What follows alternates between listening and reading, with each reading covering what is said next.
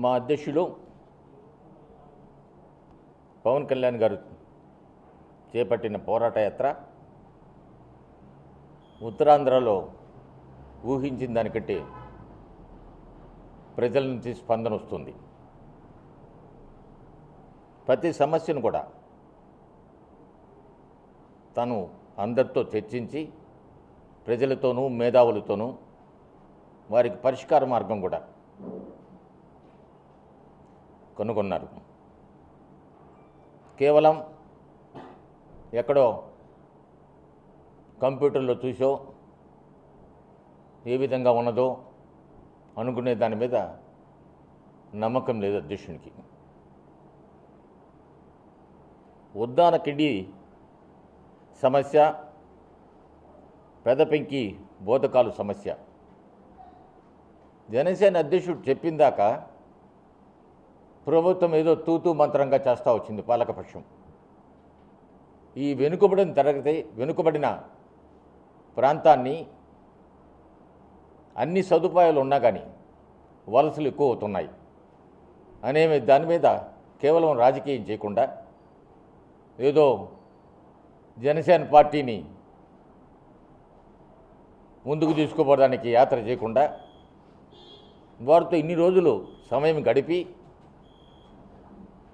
ఉత్తరాంధ్ర వెనుకబడతరాన్ని వాళ్లకు ఆత్మస్థైర్యం కలిగించేదానికి ఇన్ని రోజులు ఉండటం కూడా జరిగింది. వారి కాళ్ళ మీద వాళ్ళు నిలబడాల. ఆత్మగౌరవం అని మేము చెబుతున్నాం. ఆత్మగౌరవం అనేది వాళ్ళ మనసులో రావాలా. ఉత్తరాంధ్ర ప్రజలను గత 20 సంవత్సరాల నుంచి పాలకపక్షాలన్నీ కూడా నిర్లక్ష్యం చేశాయి.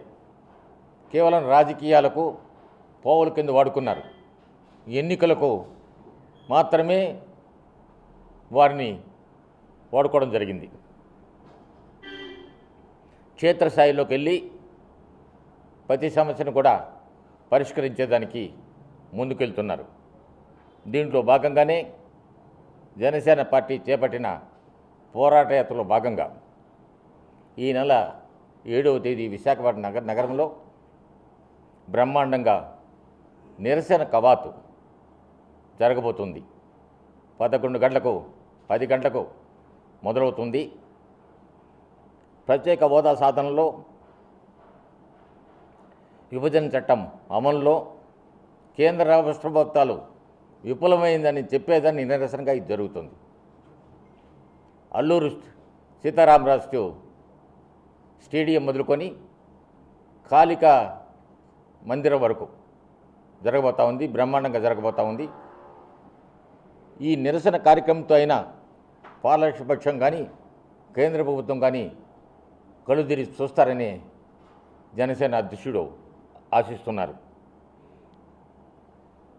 సమస్యల పుట్టను వివరిస్తుంటే పాలకపక్షం అంటున్నారు ఉత్తరాంధ్ర ప్రజలు రెచ్చగొడుతున్నారని. వాళ్ళ సమస్యల గురించి మాట్లాడితే తప్ప? వాళ్ళ సమస్యల గురించి మాట్లాడితే దానికి పరిష్కార మార్గం ఏందని మీరు ఆలోచించండి. అంతేగాని పవన్ కళ్యాణ్ గారు మాట్లాడుతున్నారు ఏమన్నంటే బీజేపీ స్క్రిప్ట్ అంటారు. ప్రత్యేక హోదా కోసం మొట్టమొదటిసారిగా తిరుపతిలో మాట్లాడింది ఒక్కసారి గుర్తు చేసుకోమని అడుగుతూ ఉన్నా. పవన్ కళ్యాణ్ గారే కాకినాడ సభలో ప్యాకేజ్ అంటే ఇది పాచిపోయిన లడ్డులు అన్నారు. ఎన్నికలప్పుడు మాత్రం పవన్ కళ్యాణ్ గారు మాత్రం రాముడైనాడు, ఇప్పుడేమో రావణుడైనాడా? మీకు ఒక్కసారి ఆలోచించండి. ఆ రోజు ఏం చెప్పాడు నిజాం కాలేజీ గ్రౌండ్స్లో? ఈ పాలకపక్షం నాయకుడు పవన్ కళ్యాణ్ గారు రాజకీయాల్లో రావాలా? నిన్న కాక మన టీవీలో చూస్తే స్వచ్ఛమైన రాజకీయాలు కావాలంటే మాత్రం పవన్ కళ్యాణ్ గారు రాజకీయాల్లో రావాలన్నారు. అప్పుడేమో పవన్ కళ్యాణ్ గారు మాట్లాడినప్పుడు వారికి ఉపయోగం ఉంది. ఇప్పుడు వాళ్లకు చేసే లొసుగులు విమర్శిస్తూ ఉంటే దానికి మాత్రం వారు విలన్ అయిపోయినారు. అంతేకాదు, భూ ఆక్రమణలు జరుగుతూ ఉన్నాయని చెప్పి విశాఖపట్నం చుట్టుపక్కలంతా విలువైన భూములు ఉన్నాయి. అన్ని పార్టీలోళ్ళు భూ ఆక్రమణ చేస్తూ ఉన్నారని చెప్పి గగ్గోలు పెడితే పాలకపక్షంలో కొందరు కూడా సిట్ వేశారు. ఇంతవరకు ఆ సిట్టు నివేదిక ఎక్కడైంది? వెల్లడి చేయండి. ఎవరు బాధ్యులైతే వారి మీద చర్య తీసుకోండి. ఆ సిట్టు నివేదిక చెప్పరు మీరు. నిరుద్యోగ వృత్తి ఇస్తామంటారు. నిరుద్యోగ వృత్తి శ్రీకాకుళం పర్యటన అయిన తర్వాత ఉద్దాన కిడ్నీ శ్రీకాకుళం ఆ విషయంలో కూడా అప్పుడు ప్రభుత్వం మేలుకొని 19 కోట్లు వారికి కావాల్సిన అంబులెన్స్ ఇచ్చామన్నారు. ఆ తర్వాత నిరుద్యోగ వృత్తి గురించి ఇంకా చర్చలు జరుగుతూ ఉన్నారు. ఏ విధంగా వాళ్ళని అనర్హులు చేయాలా, ఎవరికి ఇస్తే మంచిది, దాని మీద చర్చ ఏంది? నిరుద్యోగం అనేది ప్రతి వాడికి కూడా ఆ వృత్తి అనేది ఎవరైతే నిరుద్యోగులుగా ఉన్నారో వారిని ప్రభుత్వం మేము రక్షిస్తామని ముందుకొచ్చింది. దాని గురించి చర్చ జరుగుతూ ఉన్నాయి. ఫ్రాంక్లిన్ టెంపుల్ టౌన్ భూములు వాళ్ళకి అమెరికాలో ఉండేదేమో 10 ఎకరాలు, మనోళ్ళు 25 ఎకరాలు ఇస్తారు. ఎన్ని ఉద్యోగాలు ఇస్తారో వాళ్ళు క్లియర్గా చెప్పరు మనకు. అదే కానీ ఉత్తరాంధ్ర నుంచి ఎవరన్నా భూములు కావాలంటే వాళ్ళకి ఇచ్చిన ధర వీళ్ళకి ఇరు. ఇదేమి అన్యాయం అది? వాళ్ళు ఏం చెప్పారు? ఫ్రాంక్లిన్ మీకేమైనా ఉద్యోగాలు ఇస్తామని చెప్పారా మీకు? దాని గురించి ప్రభుత్వంలో చాలా రోజులు చర్చ జరిగింది. కొందరు అధికారులు కూడా అడ్డుపెట్టారు. అయినా అవన్నీ తీసేసి వాళ్ళకి ఏదో చిన్న సంస్థ ఏమన్నా అంటే సంస్థకి ఇచ్చా భూములని, ఆ సంస్థకి ఇచ్చా అది విలువైన భూమి, కొన్ని కోట్ల రూపాయలు చేసే భూమి.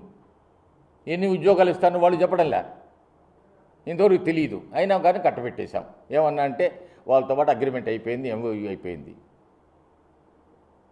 అదే ఇక్కడ ఈ రాష్ట్రంలో లేరా, ఉత్తరాంధ్రలో లేరా పెట్టుబడి పెట్టేదానికి, పరిశ్రమలు పెట్టేదానికి? వారిని ఎప్పుడైనా చూసారా మీరు? వారి సంగతి పట్టించుకోరు. వారికి మాత్రం భూములు ఇవ్వాలంటే వేరు. ఆ చుట్టుపక్కల భూముల్లో బయట అవినీతి ఆరోపణలు వస్తున్నాయి. మీ కుటుంబానికి మీ సంబంధికులకు వాళ్ళందరికీ కూడా ఉచితంగా కట్టబెట్టినట్టుగా, చాలా తక్కువ ధరతో కట్టబెట్టుగా ఆరోపణలు వస్తున్నాయి. వాటి మీద కూడా విచారణ జరిపించండి. ఈ మేమనేది మాటలు కాదు.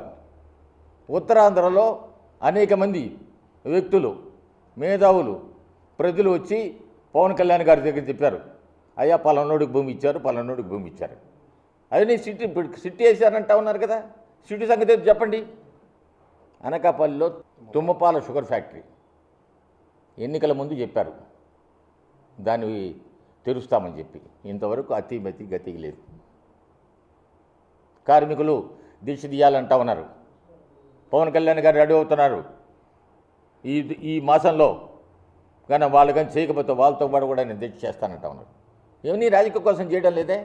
రాజకీయం చేయాలంటే ఇవాళకు మొత్తం జిల్లాలో సగం దిగిరేసి ఉండొచ్చు.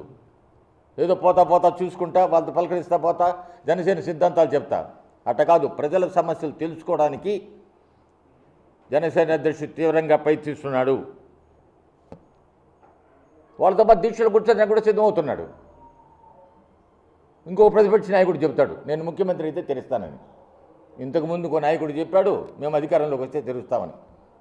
ఇవన్నీ మాటలు కాదు. తుమ్మపాల షుగర్ ఫ్యాక్టరీ వెంటనే దాని కూడా చర్యలు తీసుకోవాలి. నిరుద్యోగ వృత్తి గురించి వెంటనే చర్యలు తీసుకోవాలి.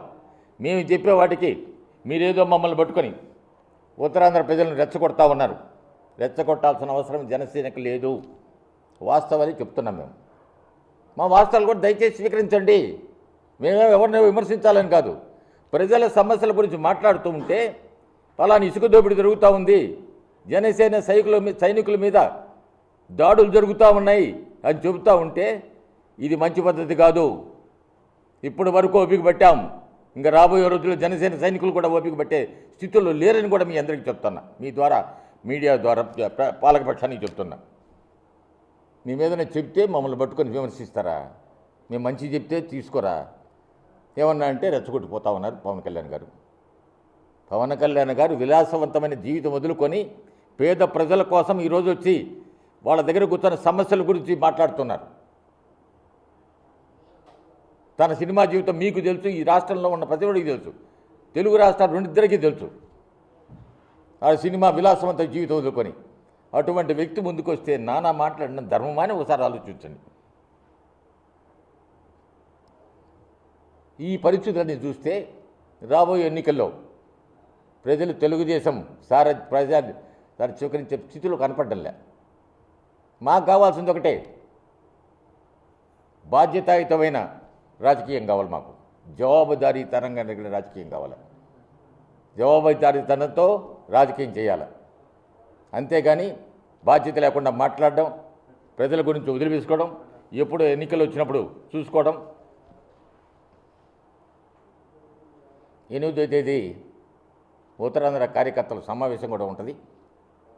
ఆ కార్యకర్త సమావేశం అయిన తర్వాత అవతల అధ్యక్షుడు తదుపరి కార్యక్రమం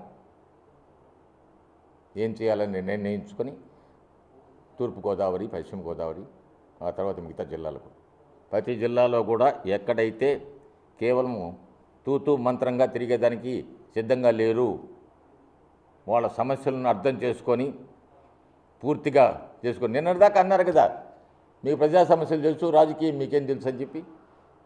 మాకు అట్టటి రాజకీయం అక్కర్లా. జనసేనకు అటువంటి అవసరం కూడా లేదు, రాజకీయం అవసరం కూడా లేదు. జనసేనకు కావాల్సింది ప్రజల కష్టాల సుఖాలకు వాళ్ళ భాగం పంచుకునేదానికి జనసేన సిద్ధంగా ఉంది. ఎప్పుడు కూడా ఓటమి గెలుపులకు మాకు ముఖ్యం కాదు. ప్రజలను మాత్రం జనసేన అధ్యక్షుడు మోసం చేయడని ఇచ్చాపురం సభలో చెప్పాడు. మాట మీద కట్టుబడి ఉన్నాడు. ప్రజలు కోరుకుంటే ఒకసారి జనసేనకు అధికారం ఇవ్వండి, ఒకసారి అవకాశం ఇచ్చి చూస్తే ఏం చేస్తామనేది కూడా మీకు చెప్తాం. అంతేగాని రెచ్చగొట్టే మాటలని నేను చెప్పినవన్నీ వాస్తవాలు కాదని చెప్పండి. మేము అభూత కల్పనలు చేయడంలే. అక్కడ జరిగే పరిస్థితులన్నీ కూడా కళ్ళకు కట్టినట్టు కనిపిస్తూ ఉన్నాయి. హృదయం ద్రవించిపోతూ ఉంది అధ్యక్షుడికి. ఏమిటి ఇంత కష్టాల్లో ఉన్నారా వీళ్ళని చెప్పి. ఈ వెనుకబాటుతనం, వలసలు పెరిగిపోతూ ఉన్నాయి. ఇరిగేషన్ ప్రాజెక్టు ఉంది, మేము మేనిఫెస్టోలో కూడా పెడతా ఉన్నాం రేపు ఇరిగేషన్ జిల్లాలో ఇరిగేషన్ వ్యవస్థ ఏం చేయాలనేది. అటువంటి సమయంలో ఇప్పటికైనా కానీ పాలకపక్షం కళ్ళు తెరిచి ఈ సమస్యలను అర్థం చేసుకొని నానా యాగి చేయొద్దని కోరుతూ ఉన్నా.